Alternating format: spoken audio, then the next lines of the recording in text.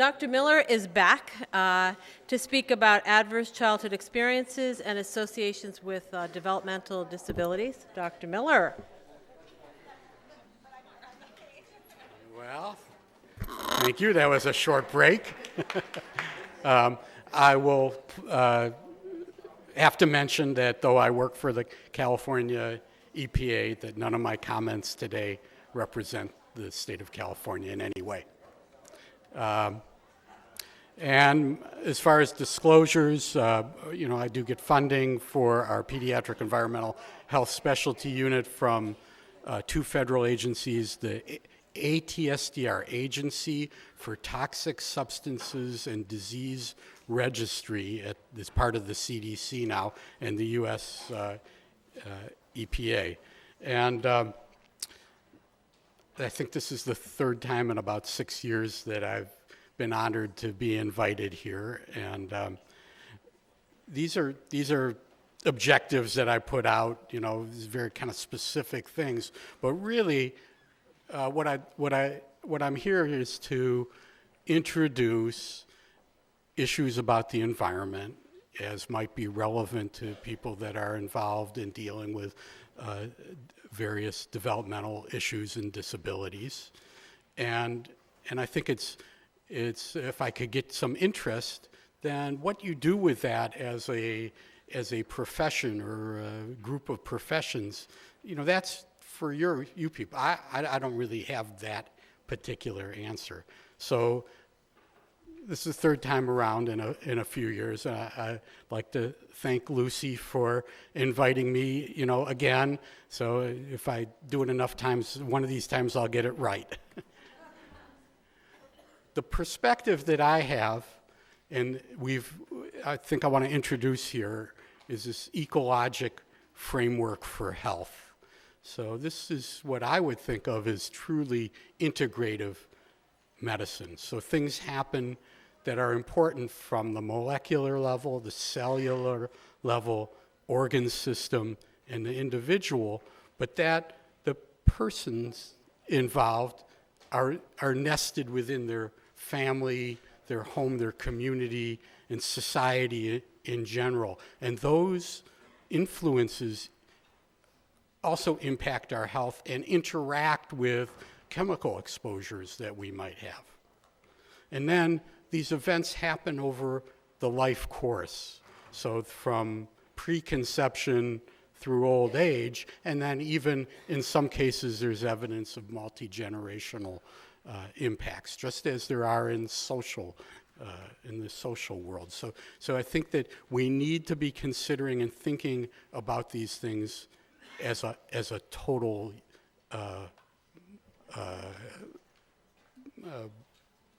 unit. So one of the first concepts that I think is important is critical windows of development. So there are times when children may be particularly susceptible, and the kinds of things that might impact their development include nutrition, access to health care, social stressors, including racism, and other things. I think you're all familiar with the adverse developmental consequences of early major stressors in the house, but finances, chemical exposures, educational support, etc. These all are important, and they interact. I think that's the key. So critical windows actually occur throughout childhood, and there's windows of vulnerability. Okay. Here's an example. So this is a stress example. Now they took adult women, and they went back and got information about their prenatal time period when they were a fetus. Okay, and they used some very simple measures to look at major stressors, ones that would not probably be remembered incorrectly. a divorce of your parents, a death close in the family, refugee status, things like that. And then they looked at these adult women and measured a number of things, and they saw an increased response to stress. The hypothalamic pituitary axis was functioning differently, increased reaction to stress. They had a bias toward an allergic phenotype, Th2 phenotype. They had increases in a bunch of inflammatory markers. These are adult women, and the thing that they were looking at was prenatal stress. So something that happens early can affect you into adulthood without showing anything before that. I mean, these are biomarkers that we're looking at. These aren't something you're going to see directly. And this relates to an important concept called allostasis. So you're all familiar with homeostasis, how we regulate our bodies physiologically. Well, allostasis takes that idea and says, well, the way we do that is by these active mechanisms, and that those are how we adapt. And that's good, but then think of it like if your thyroid gland may be ceasing to function well, you're able to kick out from your brain enough thyroid stimulating hormone to flog your thyroid gland for a while and keep your thyroid hormone levels normal. But eventually you get goiter, and eventually you may end up with a totally non-functioning thyroid gland. So that's over the buildup over time of these adaptive mechanisms can result in harm. That's called your allostatic load. And that's mediated by neuroendocrine, immune, autonomic nervous system mechanisms. These are all things that are important for adaptation, and it has a cost. So a person who developed this idea, largely Bruce McEwen, talks about it, stress getting under your skin. And the results can be metabolic, cardiovascular, immune system, and behavioral dysregulation, so neurodevelopmental things. There's also windows of opportunity. So those are vulnerability. There are times when, given a positive environment, you might be able to mitigate some of these issues. So one of the ways that lead causes problems, there are multiple, but one of the ways is by impacting the NMDA receptors in the hippocampus. These are associated with learning and memory. These are glutamate receptors. And lead and stress are potent inhibitors of these. So this is just to say that a chemical and stress work not only do they have the same effect, they work by the same mechanism, and they could be additive to each other. Well, this is a beautiful experiment where Tom Giarte took rodents and he exposed them to lead at what's equivalent to 10 micrograms per deciliter in our children as neonates, and then followed them till old age.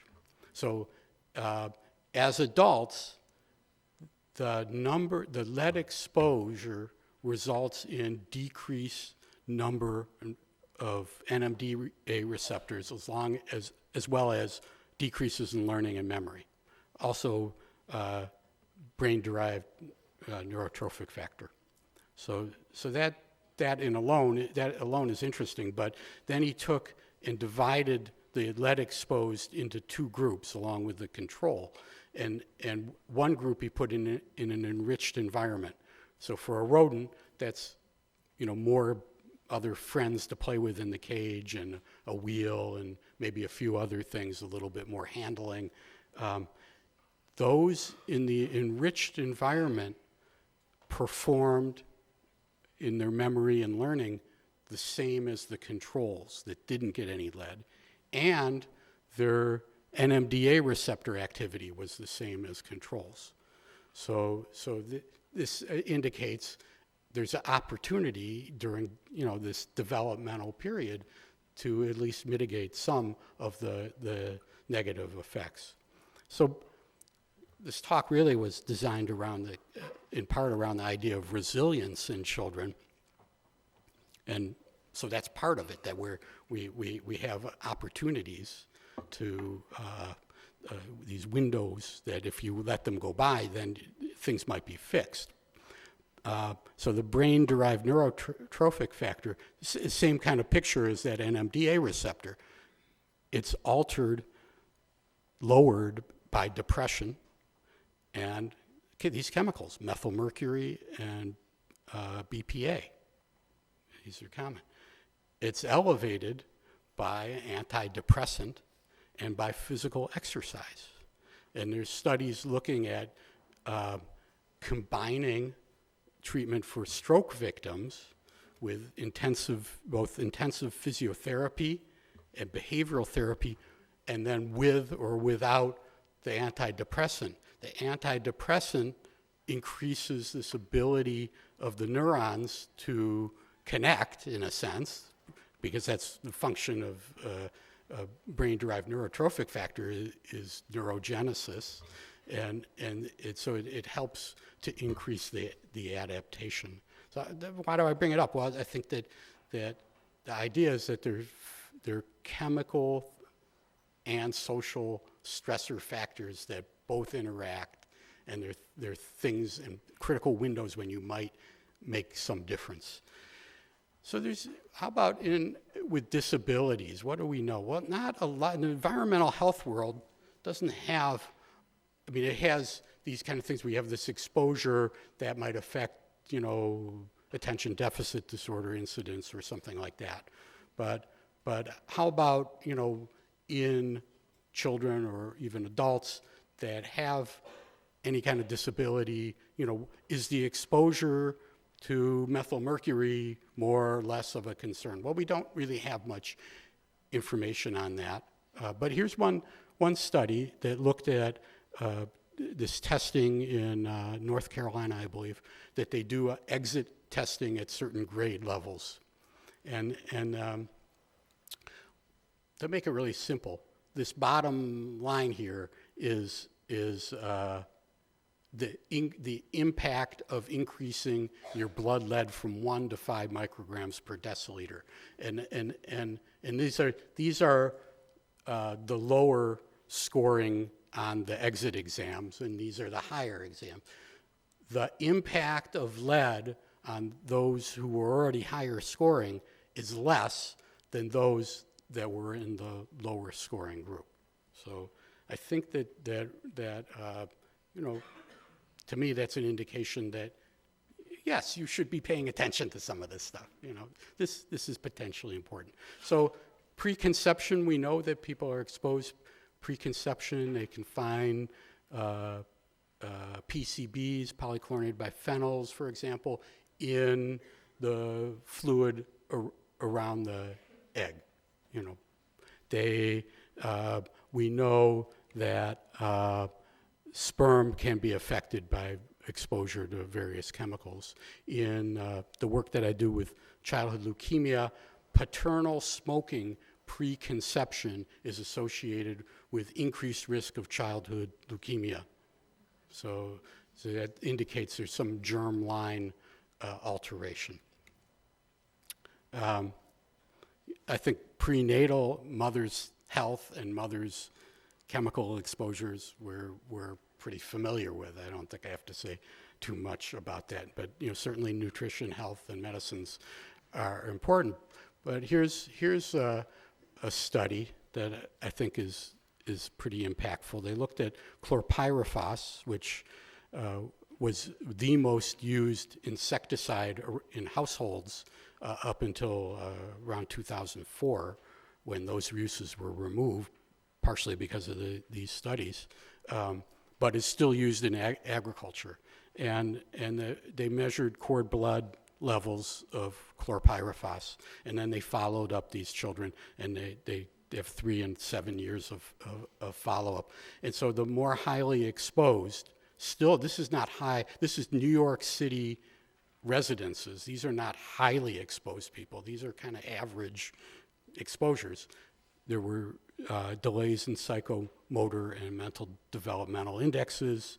It was related to behavior checklist symptoms of ADHD and PDD, and there were declines in working memory and full-scale IQ at 7 years of age. Well, that alone is concerning, right? I mean, but then they did this follow-up looking where they did these functional MRIs, or very sophisticated MRI kind of exam, and just looked at volume.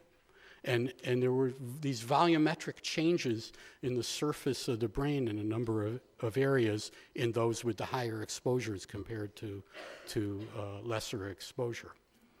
So remember what we talked about with ADHD, PDD, these behavioral things. So here's the areas that there was its increase in surface matter, underlying white matter largely, which according to the paper, you might possibly consider that to be like scarring for some cells.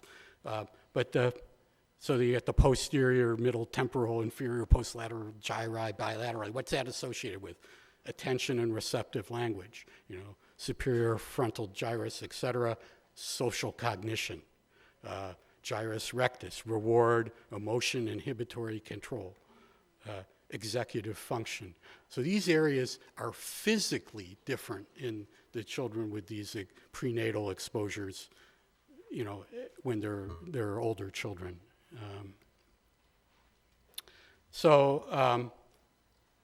Childhood has multiple windows. Things are developing at different times. When you have rapid cell development, that's a time period where a chemical or potentially a social stressor might be more impactful. I think it's important, I'm trying to stay on mostly neurocognitive kinds of issues. Air pollution, now there's increasing number of studies that show that air pollutants are associated with a variety of problems, including some, now I don't think this is conclusive, but some that would put autism in a higher risk factor with your air pollution, including studies from the Mind Institute. But things that have been associated in studies, developmental delay, inattention, ADHD, anxiety, actual volume changes in the brain, and neuroinflammatory markers. So a variety of things. And for PAHs, polycyclic aromatic hydrocarbons, those are things that anytime you burn things, including fuel in your cars or your diesel trucks, you're creating these, and we're breathing them in. There's not only an impact on cognitive and behavioral outcomes, but there's evidence of an interaction between that and maternal hardship, family hardship. So in the environmental world, just like in the infectious disease world, we want to think about prevention. And actually, let me go back one slide. I want to point out TENDR, the Targeting Environmental Neurodevelopmental Risks. This is a group that was been convened by Irva Hertz-Picciotto, who's an epidemiologist at the Mind Institute at UC Davis, and the Learning Disabilities Association have been really involved. There's clinical, like many different nursing, physician, and other health groups involved. Researchers that are doing a lot of this understanding, and they've put out some statements, and they're continuing to work on this. Leslie and I both been involved, and I have their website at the end. I think it's important. So And what their idea is, we should be trying to prevent these things. Specifically, we need to add to, like the air pollution discussion, well, this impacts neurocognitive development. This impacts things that you are all concerned about. Can we do something about it? Well, there's not good studies. There's one study in China, but it, kind of marginal. There's about neurocognitive outcomes with decreasing exposure to air pollutants. But this is lung development, and this is the Los Angeles air basin. So you have particulate matter and ozone, which decreased fairly dramatically over the 20 years from 1990 to 2010. And the group that studies this down in the LA area had 3 separate cohorts that were growing up during different time periods of air pollution in Los Angeles. And what you see is a decrease over those time periods, so that those that grew up with the cleaner air had half of the number of kids with decreased lung function, under 80% of predicted values. Halved by that. I think that it's likely that that may be something that we will see with neurocognitive impacts if we could. It's more complicated to try to study.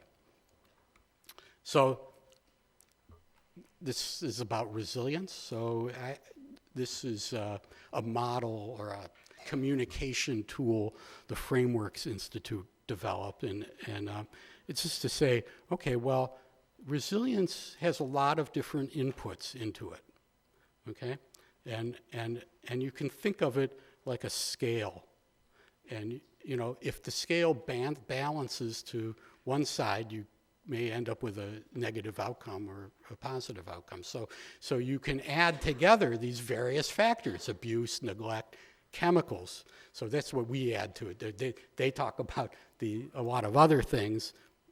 I'm adding chemicals, and you can see why. I've just been talking about it. You can have things that support a positive outcome: opportunities for skill development, supportive relationships, things you're involved with your patients identifying, early intervention. I mean, we're talking about early intervention here. That can have an impact, okay? So even in the presence of some negative factors, yes, you can have a positive outcome. It's also based on this fulcrum here. So every person is a little different. We come with different genetic makeup, and things can change where the fulcrum is, so that lesser or more amount of weight on the side may drive it to negative outcome or a positive outcome. Well, think about if you are exposed to lead very early in life, that moves your fulcrum, then you're more susceptible. The same thing, you have, that enriched environment, you might favor a positive outcome. So again, back to what are these things?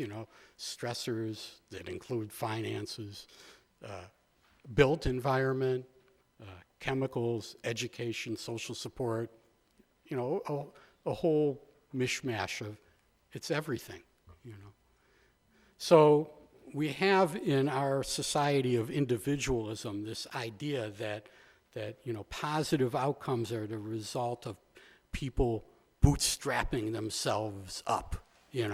All you got to do is work hard enough. Dale Carnegie, you'll be a billionaire just like Trump, and or that it's just a matter of having enough willpower. Grit is a popular one now. We're going to teach our kids grit. That's what's going to make the difference. We're going to blame the victim, So, or the idea that resilience has no limits. It doesn't matter how many hardships you have. If you work hard enough, you're going to take care of it. The facts are that resilience is shaped by these powerful factors, including social, physical, environmental factors, and they're not easily overcome. Yes, some people overcome the worst of possible imaginable things. Usually, I think you'll find that they have some mitigating factors somewhere in that, We can help to strengthen resilience by ensuring that we provide a healthy environment, both for prenatally and in children. The stuff you try to do every day, you know. So this comes to the background. That's the background for what is environmental justice. So we had a slide in the morning about this, you know, a lot of things, the Lanterman Act, coming out of the 1960s and the 70s, you know. Well, the environmental movement came out of that, and the environmental movement then combined really with the civil rights movement, because there were communities that were highly impacted. It turns out the same communities that experience, you know, economic problems and racism also are the communities that are much more likely to be next to a Superfund site or surrounded by freeways, or, you know, all these kinds of things. So environmental justice was this idea that everybody, regardless of their background, deserves fair treatment and input and respect. And it started from an observation that Superfund sites were both more prevalent in lower socioeconomic and communities of color, and also that they were waiting far, far longer to get cleanup. So California EPA has this program called Cal EnviroScreen. It's actually now on the 3.0, just came out. But it's an idea that to combine all of these different factors. So there's exposures to chemicals, you know, things like being near cleanup sites, sensitive populations, and these socioeconomic, societal factors, including things like linguistic isolation. So they map these things overlaid for the entire state. And then they come up with, okay, well, here, these red communities are in the top 20% of exposures, both societal, social, and environmental. And what we see is that if you're white child, 1 in 14 are in one of those top 20%. But if you're Latino or African American, 1 in 3 of these children in these communities, you know. So there's a dramatic difference, and we see that that's actually representative of the United States in general. The US EPA has a similar kind of program. So just to say, you know, well, just one thing, here's a study on looking at schools. If you live downwind, close downwind to a school, you have more traffic-related air pollutants. And then this study showed that if your school was around these traffic-related air pollutants, you had increased risk of bronchitis and asthma. Well, this is just looking at SES, as SES, well, this is you know, a marker of school lunches, so low SES. As you go to lower to higher traffic exposure, you get more and more kids that are low SES. Now, beyond that, this is going from low to high traffic exposure, and then by ethnic groups. And you can see for the Latinos, the